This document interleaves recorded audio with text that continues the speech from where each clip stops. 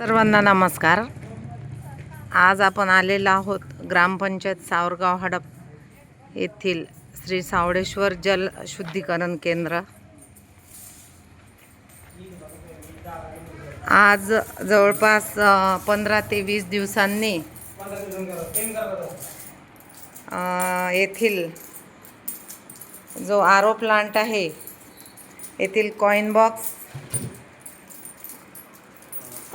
उघडण्यात आला आणि त्यामध्ये आपण बघत आहात की एवढे कॉइन जमा झालेले आहेत।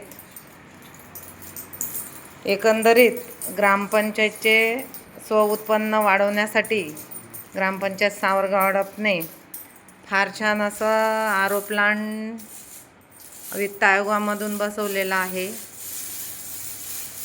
या आरोमधून जवळपासची 4-5 खेडी हे पाणी नेतात। यामध्ये रामनगर, हडप, आमचं माऊलीनगर, राजवाडा आणि गाव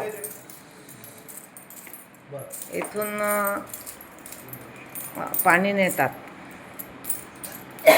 मला वाटतं अंदाजे जवळपास 15 ते 15 हजारापर्यंत किंवा 15 ते 20 हजारापर्यंतचे हे 15 दिवसाचं ग्रामपंचायतचं उत्पन्न असेल।